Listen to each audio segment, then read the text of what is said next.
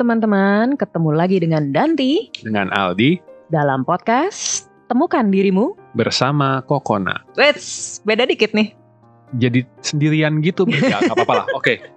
Variasi. Oke, teman-teman selamat datang di episode ketiga kami. Dan kali ini aku dan Aldi akan ngobrolin tentang mempertahankan momentum.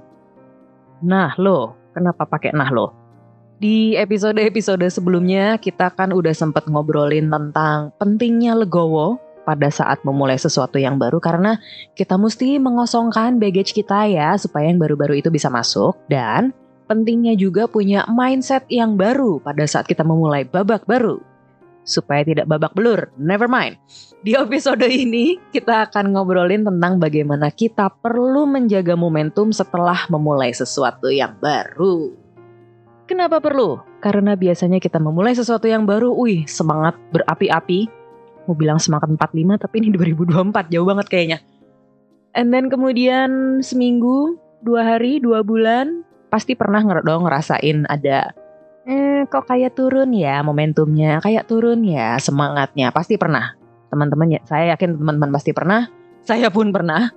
Aldi pun pernah. Pernah. Betul? Pernah. Boleh diceritain gak Di, pada saat awal banget memulai sesuatu tuh kayak kayak apa rasanya? Proyek nurunin berat badan boleh gak? Boleh. Itu kayaknya yang semua orang pasti bisa relate sih. Ya gak? Bikin schedule, daftar gym, Iya. dibela-belain tiap hari dateng. Itu kan. Pakai PT lagi. Wah, kalau pakai PT lebih susah lagi tuh, soalnya bayarnya mahal. Nggak rela ya. Harus it has to be worth it. Tapi kan biasanya kalau kayak gitu kan nggak langsung bedol desa bayar PT kan. Yang penting nge-gym aja dulu gitu kan. Terus kalau gym tuh kan sadisnya dia ngiket sama apapun yang kita pakai, pembayaran auto debit kah, kartu kredit kah gitu kan. Jadi sekalinya udah ngiket tuh mau nge-cancelnya juga mesti ke mereka lagi. Terus nanti kalau kita bilang kita mau cancel, nanti mereka kayak kenapa di cancel, kenapa nggak gini, kenapa nggak gitu, kan orangnya kan gitu kan, salesnya kan.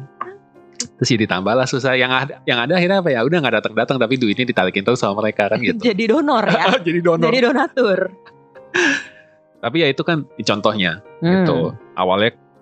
Awalnya bikin schedule rutin datang, terus lama-lama karena satu dan lain hal, termasuk kemalasan diri saya ini. Nah itu nanti buat segmen kedua tuh.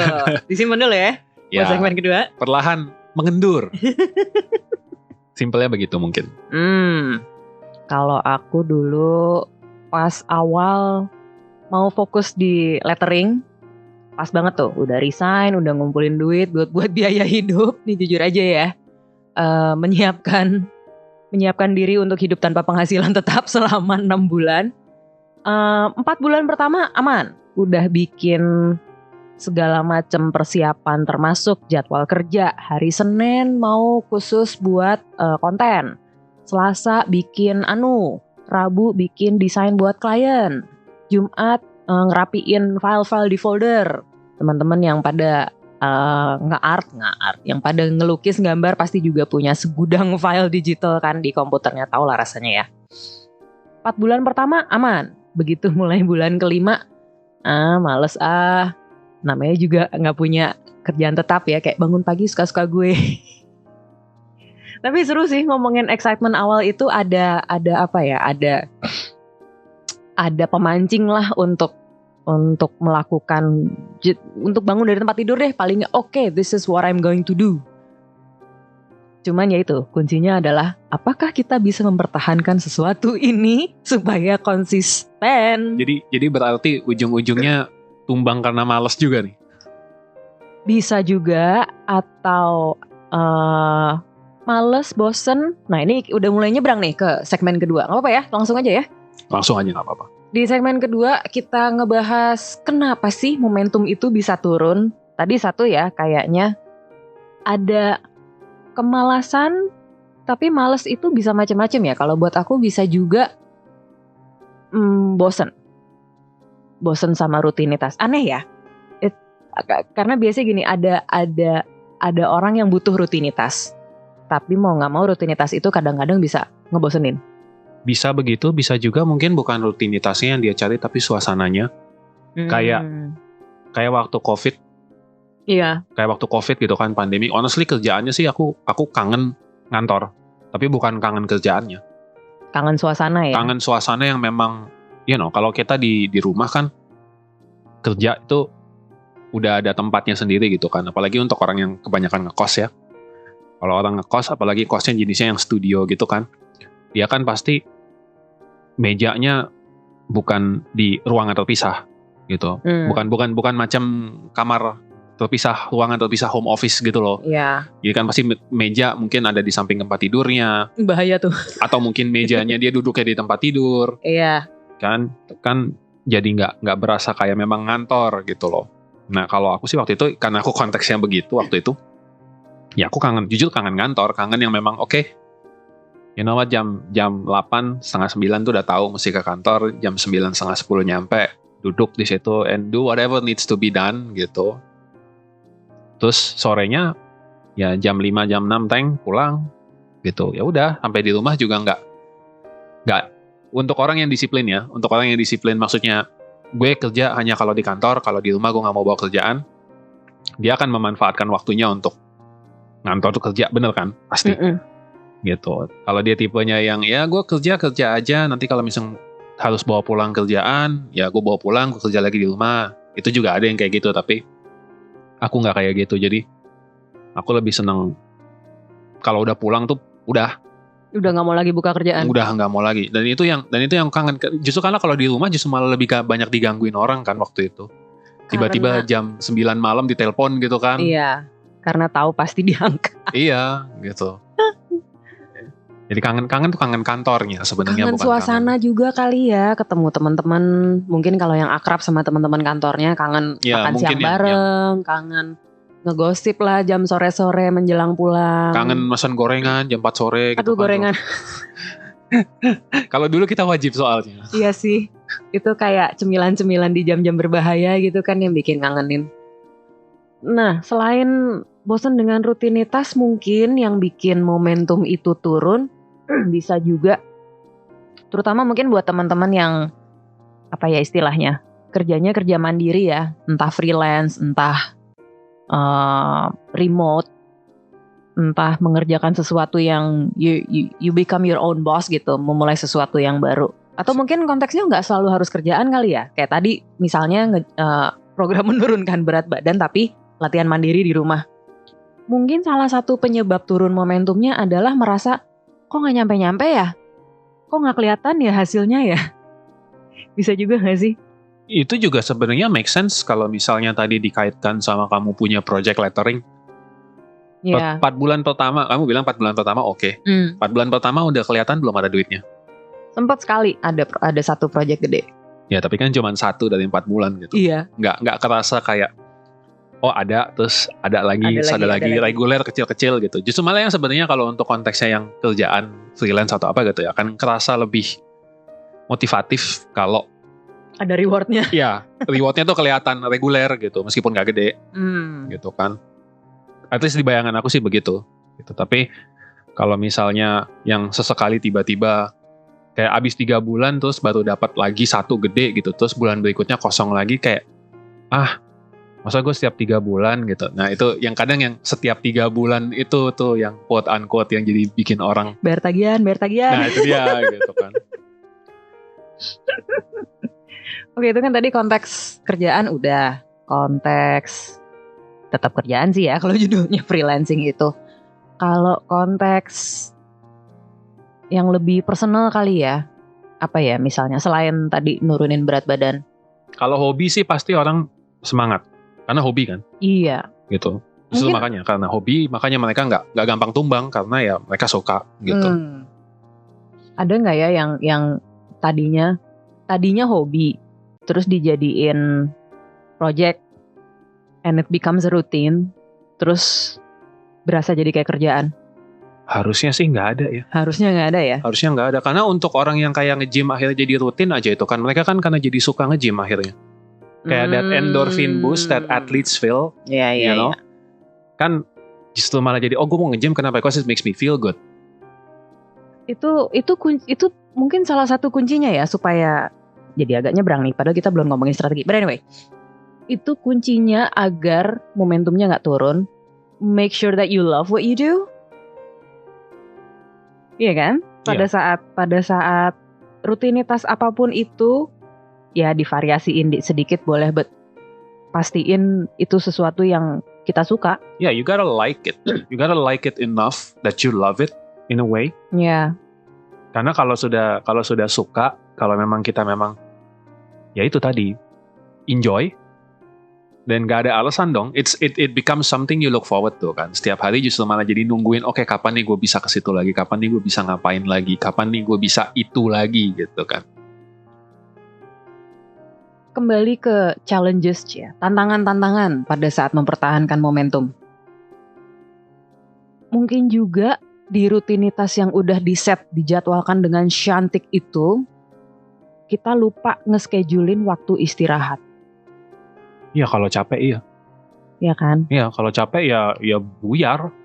Dan kadang-kadang kita suka overestimate diri kita sendiri kan, bikin jadwal tuh kayak wah Spartan banget, kayak hari ini, kita lupa bahwa kita juga manusia, perlu istirahat teman-teman. Tapi itu juga ada kaitannya sama balikin momentum loh. Karena kan biasanya kalau misalnya orang tumbang karena kecapean gitu kan, 1 hari tuh nggak cukup. Gitu loh. Jadi that enforced break istilahnya. Iya. Apa rehat yang dipaksakan. Bukan rehat yang terpaksa. Karena badannya udah minta istirahat. Iya, karena badannya tumbang. Gitu kan. Bangkit dari itu tuh bisa jadi lebih sulit daripada yang memang break yang rutin. Oh iya. Gitu. Karena kalau break yang rutin kita udah tahu, oke, hari ini udah enggak dulu, besok kita lanjut lagi. Tapi kalau tiba-tiba karena kerasa kayak waktu kebuang kan, kayak misalnya kita hilang 4 hari gitu. Misalnya harus break 4 hari dari apapun yang mau kita kerjain itu. Malah berasa kayak kejar setoran gak sih? Nah, terus kayak misalnya justru malah that idea of kejar setoran yang kayaknya abis ini begitu gue mulai lagi, effort gue mesti 2 kali lipat. Kompensatif sama yang kemarin hilang, gitu kan? Balas dendam ya? Ya padahal kan sebenarnya nggak mungkin begitu dong. Dan seharusnya tidak. Iya, dan harusnya kan ya balikin aja ke regularitas sebelumnya gitu. Ini kan bukan bayar utang. Iya. Jadi, Itu juga jadi tekanan yang kita taruh ke diri kita sendiri nggak sih? Self applied pressure yang sebetulnya mungkin orang lain nggak menekan itu ke kita aja yang berasa, wah gue kemarin udah tumbang nih 3 hari, gue mesti apa tadi istilahnya, bayar utang. Iya, ya jatuhnya self pressure. Apakah self pressure itu memang asalnya dari diri kita sendiri, atau karena pemahaman kita mengenai kata-kata orang lain yang sebenarnya tidak dimaksudkan untuk mempressure kita? Kan kayak misalnya kalau ya sayang dong, nah itu kan kalimat ya sayang dong dari orang lain, itu kan seakan mengemfasiskan bahwa bro, you lost quite a bit there, gitu kan, sayang loh, itu padahal kalimat, maksudnya gini, orang lain ngomong itu kita belum tahu pasti ya maksudnya dia apa. Iya. Tapi kitanya sendiri yang suka, oh damn, iya juga ya, oh no, terus mulai panik sendiri di kepala dan kayak oke, gue mesti kejar utang nih. Padahal ya nggak juga. Semua orang punya speednya masing-masing kalau menurut aku ya. I mean, bukan berarti proses itu nggak hilang, nggak. Artinya ada lah yang you definitely lose something. Gitu. Tapi nggak mungkin hilang semua dong. Iya, tapi nggak separah itu. Aldi pernah nggak ngerasain itu tadi, kehilangan? Ya itu pas proyek ngilangin berat badan, nurunin berat badan itu. Kayak nggak usah jauh-jauh nurunin berat badan deh. I mean, honestly speaking, I've had success gitu. Karena I was at my heaviest, that was waktu pandemi. 117. Wow. I think if anyone is wondering, I'm a big dude, so Teman-teman yang belum bisa lihat Aldi, yang belum pernah lihat Aldi ini setinggi pintu, literally tingginya 193. Silakan dibayangkan sendiri kalau 117 seperti apa. Ya, udah mendekati teritori berat badan sumo lah. Gitu kan. Jangan. Oh no. Tapi anyway, at that point aku 117 karena ya kerjanya cuman di kamar, di rumah, nggak bisa keluar. Nah, aku tipe orang yang emang nggak suka keluar kalau nggak ada perlunya. Dan apalagi waktu pandemi nggak bisa Iya, kemana-mana juga kan. Betul. Nggak. Orangnya juga tipe yang nggak demen ketemu orang ramean gitu, nggak demen nongkrong, nggak demen hangout, nggak butuh teman. In a way, sort of, kayak nggak butuh teman. Tapi ya itu suatu 17 kan. And then ya awalnya sih itu akhirnya yang bikin aku turun, which is now I'm 103. Yay. That's 14 kilos in ya berapa lama tuh? Pandemi terakhir yang sebelum kita keluar itu 2022. Tuh? 21 ya. 22 awal. 22 awal. Karena ya. 21 kan udah mulai. Ya 2 tahun 14 kilo lumayan lah. Ya oke lah. Hilang gitu kan. Dan itu yang bikin hilang justru malah bukan olahraga, yang bikin hilang tuh IF. Intermittent fasting. Tapi itu pun butuh disiplin kan? Oh iya. Gitu. Jadi waktu pertama mulai tuh ya emang semangat sebenarnya. Terus sempat hilang sebentar, kayak 1 minggu apa 2 minggu gitu, yang ada masanya yang dimana COVID itu mau nggak mau kita mesti keluar karena mesti meeting sama orang. Nah pas meeting sama orang itu kan, aku juga orangnya yang nggak bisa mikir kalau nggak makan. Nggak bisa menolak cemilan. Jadi kayak harus makan anyway, dan harus makan pun itu akhirnya di jam-jam yang harusnya IF gitu kan. Ya mau nggak mau kan akhirnya jadinya. Terus ya udah, pas begitu ya hilang 1-2 minggu, berat badan naik. Drastis nggak? Lumayan, naik 2-3 kilo. Dalam waktu 2 minggu. Wow, cepat juga ya? Iya, karena kan it's gitu kan. Emang dia turun tuh pelan, tapi begitu naik, dia naiknya bisa naik begitu drastis karena jam tidur jadi berantakan, asupan garam lebih banyak karena makan di luar, terus it's mostly water gitu, ya kan? Kalau kita makan asin kan badannya nyimpen air, gitu. Jadi emang it's mostly water. Cuman naik 2-3 kilo itu jadi bikin diri sendiri ngerasa kayak, oh no, aduh, gitu. Aku ngilang waktu itu, yang di saat ngilangin 2-3 kilo itu kayak butuh waktu sebulan lah. Untuk ngembaliin lagi? Iya, lewat IF. Gitu. Sebulan setengah tuh 2-3 kilo lah hilang gitu. Tapi balik dalam jangka waktu 2 minggu itu kan kayak effort sama effort ngilangin sama balik naiknya kan kok cepetan naiknya daripada ngilanginnya gitu. Dan itu kan kalau aku bilangnya itu bukan kata orang sih. Eksternal. Karena yang ngasih tahu aku ya timbangan. Gitu. Akhirnya yang timbangan bilang nih hilang, terus akhirnya gimana nih, sayang loh gitu.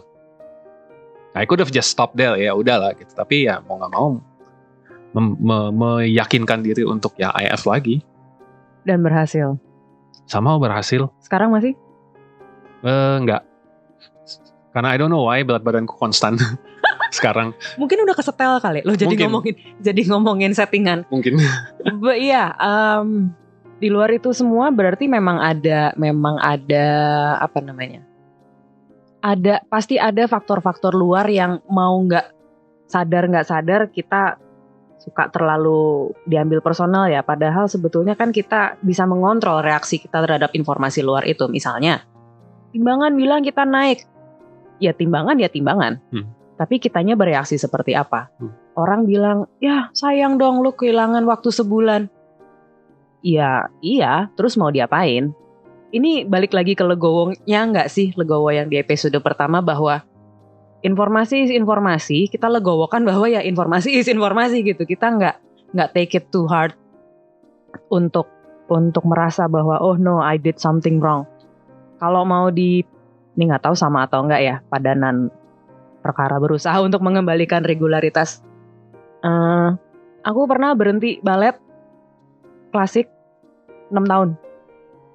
6 tahun loh, nggak balet, masih jazz, masih segala macam. Tapi buat teman-teman yang pernah merasakan latihan balet klasik, tahu lah ya betapa susahnya teknik dasar itu dikuasai. Dan aku terpanggil untuk pengen balet lagi. Mulai dari kelas yang adult dulu, yang tekniknya masih dasar banget.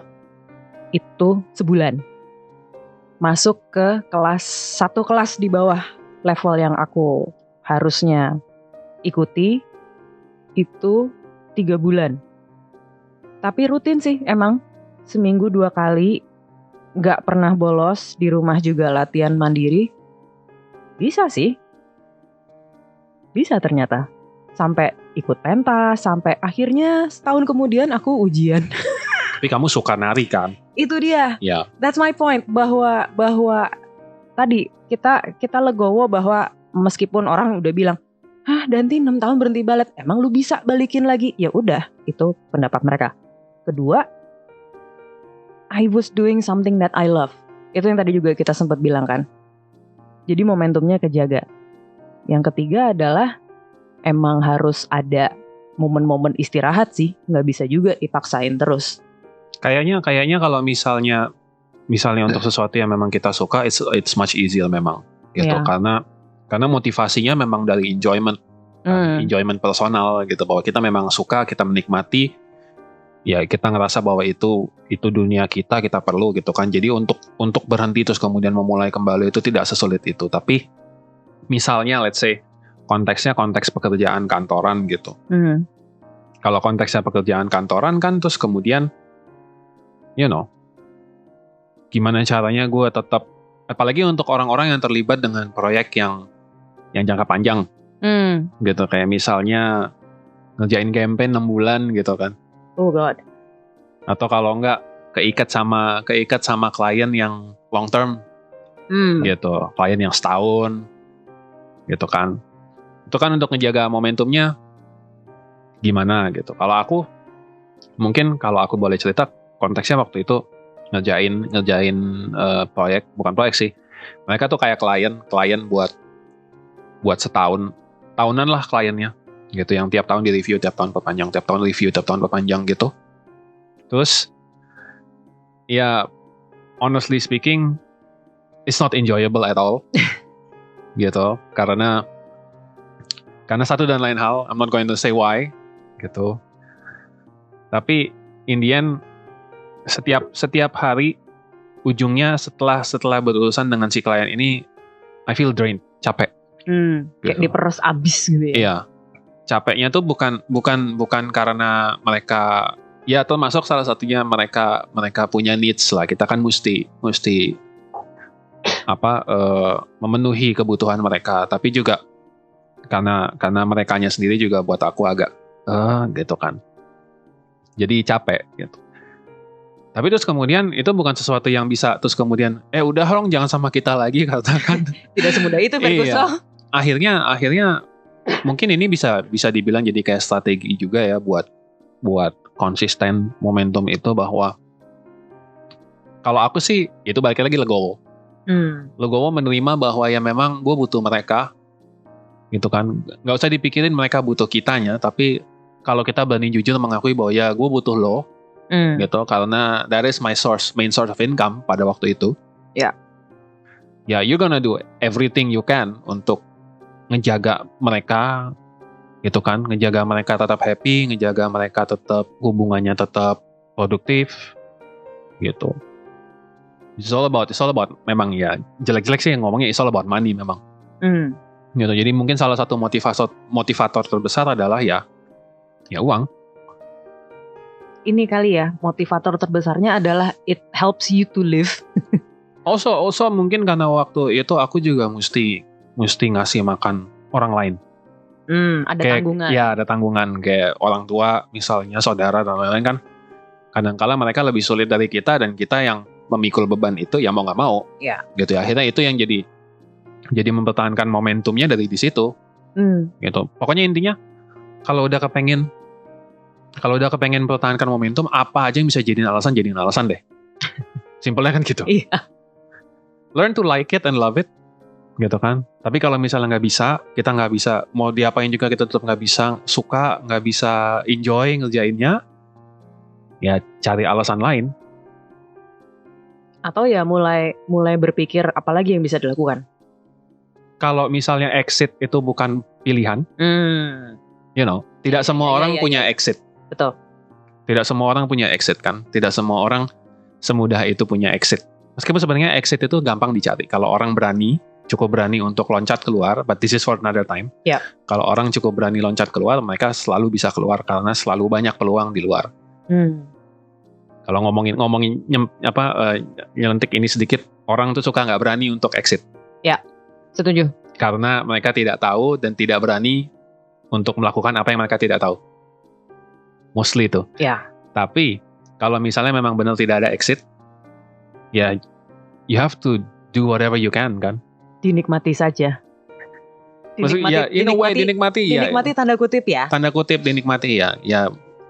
Karena mau nggak mau kan baliknya ke tadi kesimpulan kita, apa sih yang bisa kita lakukan supaya momentumnya bertahan adalah salah satu kuncinya adalah gimana caranya kita suka dengan apa yang kita lakukan. Atau kita menemukan apa sih misalnya nih hal yang dilakukan itu sudah menjadi sebuah beban mental tanda kutip. Kita mencoba mencari momen-momen kesenangannya lah.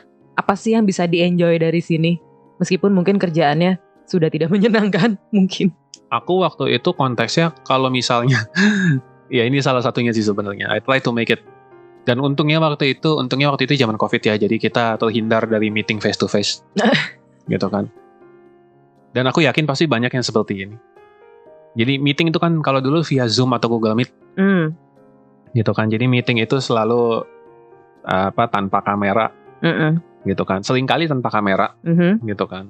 Hanya voice. Dan kalau misalnya hanya voice, kalau misalnya kita nggak lagi ngomong, ya kita mute gitu kan. Iya. Jadi salah satu enjoyment-nya adalah kalau aku sih konteksnya memberikan kompensasi kepada ketidaknikmatan atau ketidak-enjoyan itu. Maksudnya gimana gitu. tuh? Paling gampang contohnya adalah kalau kita lagi meeting nih. Aku biasanya mereka meeting, aku harus dengerin kan, harus ngasih input juga sesekali. Tapi aku nggak ngasih input kalau aku nggak ditanya, gitu. Jadi sampai aku nggak ditanya, sampai aku akhirnya ditanya, voice itu selalu aku mute. Kebetulan laptop juga nggak ada kameranya, gitu kan. Bukan karena laptop jelek nggak. Kebetulan laptop model ini tidak ada kameranya, bisa dicari sendiri. Kalau yang pengen tahu laptop apa nggak ada webcamnya, gitu kan. Nah, jadi lagi meeting, aku sambil main PS. Ini recurring theme ya dari episode yang lalu, tetap main PS itu membantu Aldi untuk berpikir. Betul. Jadi kalau misalnya dia lagi ngoceh apalah segala macam, ngomongin ini campaign mesti digimanain, terus budgetnya dan lain-lain ininya di apa gitu kan. Ya aku mah di belakang layar sambil megang controller joystick main. Nyimak. Cuman ya sambil main, udah ya, you know. Itu skill tersendiri itu. Bisa dilatih. Bisa dilatih ya? Bisa dilatih. Perlu kita bikin kelasnya? Oh enggak usah. I feel like itu bisa dilatih. Tapi yang dimaksud kompensatif adalah tadi kayak misalnya, ya itu kan mungkin tidak semua orang bisa begitu. Tapi kompensatif tuh misalnya kayak, ya itu tadi pada saat jam kerja itu sudah selesai, ya don't touch it anymore. Itu juga perlu disiplin sih. Iya, pada saat jam kerja itu selesai, don't touch it anymore. Do what makes you happy. Oh gitu, ya. Because you deserve to be happy. First and foremost, ya, prioritas. Karena kalau kitanya nggak happy, apa yang mau kita kerjain jalan lancar? Betul. Gitu. Kalau misalnya happiness itu tidak bisa ditemukan dalam apapun yang kita lakukan, especially konteksnya kalau kerjaan. Kerjaan tuh kan ada jam kerja. Jam kerja, kerjalah yang benar. Selesai jam kerja, berhenti kerja. Do what you like. Ada kok diatur kok di Undang-Undang Ketenagakerjaan bahwa jam kerja aktif itu jam sekian sampai jam sekian. Pertanyaan, kalau misalnya kerjaannya ada sesuatu yang sangat kita cintai, it makes us happy. Setelah jam kerja, ya monggo silahkan, asal jangan sampai terkapar. Udah. Oke. Jangan sampai burnout. Burnout itu, sorry aku agak sensitif nih sama burnout karena pernah jadi kebanggaan, pernah jadi. Oh iya, jangan sampai, kamu belum tipes. Iya, aduh itu ingat banget ada masa-masanya yang literally bekerja tanpa mengenal lelah itu menjadi kenyataan. Itu dijadiin lambang. Buat aku dan beberapa temen kayak seolah kalau belum sampai tepar-tepar tuh kayak belum giving it your all. Nggak gitu ya guys, please sayangi badan. Sayangi badan karena at the end of the day kalau kamu udah nggak punya kerjaan, nggak punya apa-apa, kamu tinggal punya badanmu. maaf jadi emosi kalau udah ngomongin burnout, karena punya banget teman-teman yang gitu, yang semua diiyain, semua dikerjain, terus akhirnya badannya sendiri rontok. Please don't. Badan cuman satu loh. Ya. Kayak buat yang kalau nggak salah nih, correct me if I'm wrong, tapi buat yang beragama Nasrani, badanmu itu rumahnya Tuhan loh. Seingat aku betul. Iya. Teman-teman mohon koreksi, mudah-mudahan tidak salah. Ya, mudah-mudahan seingatku begitu, karena kebetulan nyokap kan Protestan. Ya. Jadi aku selalu ingat bahwa kamu jangan sampai nyakitin diri kamu sendiri. Itu salah satu nasihat dari nyokap waktu itu, karena badanmu itu termasuk rumah Tuhan. Your body is a temple or something? Ya, or something along that lines gitu. Mudah-mudahan nggak salah. But anyway, poinnya di sini adalah badan itu cuma satu. Tidak ada asuransi yang akan bisa nyelamatin kamu dari tumbang kalau misalnya kamu ya nggak berhenti bekerja. Ya dong. Yap, betul. Kayak terus kalau misalnya udah tumbang, kamu tambah lebih banyak hilang waktu. Terus muter lagi tadi yang kayak ya sayang nih kehilangan waktu, lo balik lagi. Iya, akhirnya jadi kayak siklus yang non produktif banget nggak sih? Iya. Perasaan emosi itu lagi dibalikin, dicantolin emosi kan, jadinya kayak udah ngerasa rugi, udah ngerasa kelewatan, akhirnya kompensatif. Merasa nggak berkontribusi. Iya, akhirnya kompensatifnya juga akhirnya bekerja keras lagi, terus kemudian kembali sakit lagi, stres dan lagi. mulai. Ya, gitulah. No good. Yap. Gitu. Oke. Jadi kalau boleh kita simpulkan nih strategi-strategi supaya momentum tetap berjalan. Tadi kita udah ngobrolin soal menemukan apa yang disukai atau melakukan apa yang disukai atau melakukan apa yang disukai dari yang sedang dilakukan. Iya. 1. Kalau ketemu. Mudah-mudahan ketemu ya teman-teman ya. 2, please jadwalin waktu istirahat, sayangin badan ya guys. Makan jangan terlambat. Makan. Itu paling simple. Makan yang bener itu makannya nggak terlambat dan makanannya bergizi. Jangan gorengan terus. Sekali-kali boleh lah, tapi jangan tiap hari juga. Tahu nggak gorengan itu ya? On this note, gorengan itu yang actually bikin aku naik jadi 100 sekian itu. Baiklah. Dan aku ngehnya adalah setiap kali dulu, especially waktu masih ngantor, aku tuh anehnya setiap kali bulan puasa Ramadan itu selalu naik berat badan. Karena buka puasanya gorengan. Ya, karena di kantor buka puasanya, setiap kali buka puasa mereka mesen 50.000 gorengan. Oh my god, gorengan senilai 50.000. Aku dengar kata gorengan lehernya langsung seri. Ya, itu semua tuh tahu goreng, ketela goreng, pisang goreng, apalah segala macam itu tuh ada tuh wajib di meja, termasuk kolak, termasuk God, man. Itu rutinitas yang lucu ya, tapi bukan rutinitas seperti itu yang dibutuhkan. No wonder, now come to think of it, nggak heran kalau dulu satu kantor semua beratnya nyaris 100 semua. Untuk yang belum 100 ke atas, beratnya semua nyaris 100 yang lain. Oke. Seriously, makan yang benar. Maksudnya kalau mau ngomongin istirahat termasuk juga makan yang benar. Makan yang benar tuh waktunya jangan sampai terlambat. Ini termasuk juga dengan makan yang benar, jangan terlambat. Ada rutinitas dan kebiasaan sehat yang diterapkan juga ya untuk mempertahankan momentum ini. Yang belum kita bahas adalah mungkin perlu juga cari dukungan, cari support, cari mungkin nggak mentor ya, tapi temen lah yang bisa kita. Yang sulit. Agak sulit ya. Ini yang sulit. Aku jujur bilang sulit karena bukannya merendahkan arti pertemanan, tetapi teman yang baik itu kadang bukan teman yang baik ya, apa sih, teman yang bisa dikategorikan bener mudah-mudahan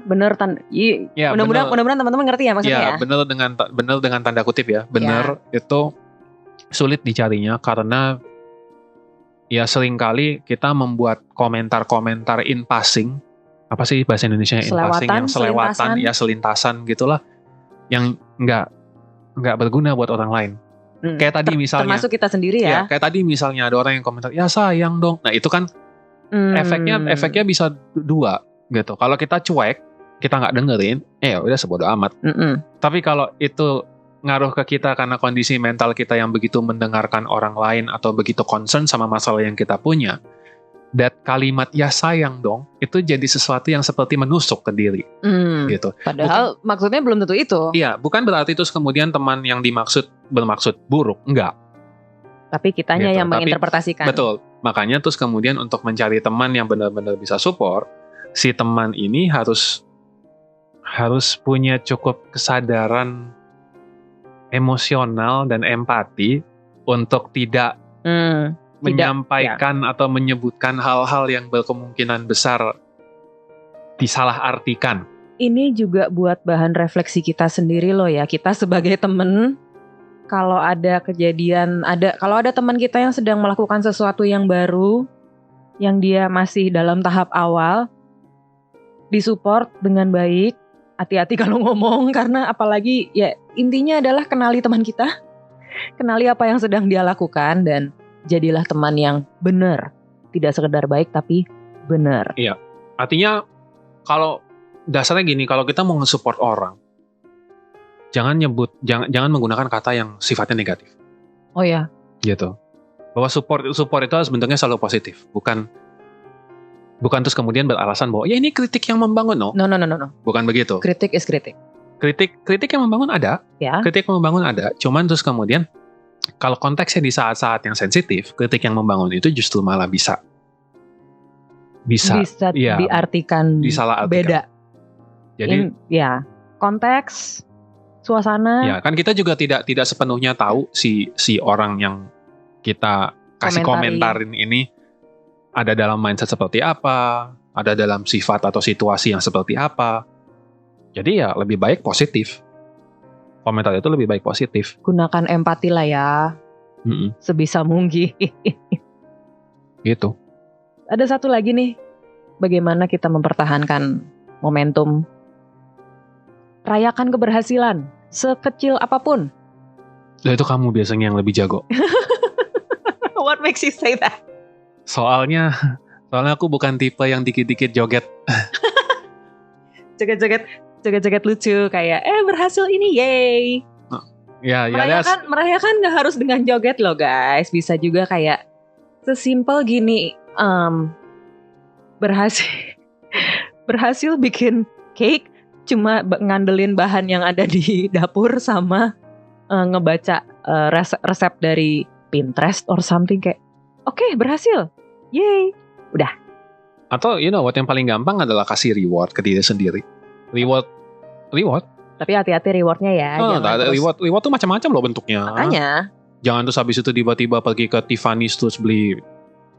Ya buset. Beli kalung 15 juta Boncos gitu kan. Gak gitu ada. Juga enggak gitu. Cuman maksudnya ya kecil-kecil kayak misalnya oke, gue udah selesai. Ya kayak tadi. Itu yang aku maksud bahwa memberikan kompensasi setelah melakukan sesuatu yang tidak disukai, itu termasuk ini. Bahwa kalau misalnya sudah selesai ngerjain kayak harus meeting sama orang yang males banget deh gitu. Udah selesainya kepengen main game sejam, main. No problem. Ya. Gitu. Udah selesainya kepengen tidur sejam, 2 jam tidur, nggak masalah. Setelah membanting tulang, aduh, I hate that word. Setelah bekerja keras selama seminggu, hari Sabtu Minggu pengen tidur lah, nggak apa-apa. Aku juga kalau waktu sebelum married sama kamu, aku tuh kalau weekend kalau nggak kepengen diganggu orang, handphone tuh aku matiin. Oh ya, I know. Handphone tuh aku matiin. Terus kalau misalnya aku kepengen makan di luar, aku makan di luar sendiri.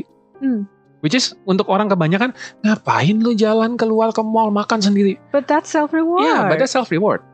Gitu. Makan apa? Gak makan yang mahal-mahal. Ke McD ke BK beli burger satu atau apa. Kadang aku makan di Lawson, tau gak? Beli bento, beli oden, beli teh Kiora atau teh apalah Itoen atau apa. Sama beli cup noodle satu. Udah. Duduk aja di situ kayak orang baru pulang kantor hari Sabtu, hari Minggu kayak orang baru pulang kantor kan. Orang kalau ngeliat, ini ngapain nih anak gitu kan. But that's what I enjoy. And then again, ngapain nih anak? Itu kan anggapan orang ya. Iya, who cares? Kayak itu self reward gitu.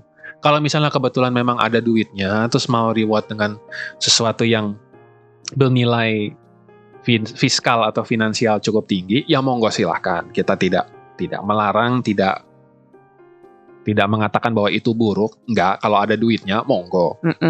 Cuman self reward itu enggak melulu harus membeli sesuatu yang begitu wah. Bisa sesimpel kayak 1 cup es krim atau beli mampir McD, beli kon atau apa kek. Di itu apa namanya, Flurry. Atau tiba-tiba pengen rokok yang lebih mahal ya monggo. Gitu kan. Makan di McD, makan di apa, ya whatever kan gitu. Self reward itu beraneka ragam. Mudah-mudahan teman-teman juga cukup bijaksana ya untuk buat aku gini. Selama reward itu memberikan rasa bahagia, nggak perlu mahal, nggak perlu berupa barang. Rewardnya adalah bahagianya. Setuju? Setuju. Ya. Bahagia itu untuk mengembalikan kondisi badan dan mental untuk biar on lagi habis itu. Biar on lagi dan supaya momentumnya tetap terjaga. Yeah. Yes. Oke. Cool. Sekian dulu kali ya kita ngobrolin soal momentum. Terima kasih buat teman-teman yang sudah tune in. Semoga teman-teman dapat insight bagaimana cara menjaga semangat untuk tetap konsisten dengan apapun yang dimulai dan menjaga diri supaya tidak burn out, tidak sakit, agar semua yang dicita-citakan tahun ini bisa tercapai. Kok kayak kata kartu ucapan zaman dulu. Gak apa-apa, amin. Aminin aja. Amin. 1, 2, 3, amin. Oke, supaya nggak ketinggalan episode berikutnya, jangan lupa follow podcast ini di Spotify, dan kalau mau di-share ke teman-teman lebih boleh lagi tentunya. Kalau mau tahu lebih banyak update dari Kokona dan tips-tips ringan, berat, macam-macam ya, boleh juga follow Instagram kami di @kokona.id, kokkona.id. Oke, sekian dulu. Saya Danti. Saya Aldi. Sampai ketemu di episode berikutnya, dan jangan lupa setiap hari selalu ada kesempatan untuk temukan dirimu bersama Kokona.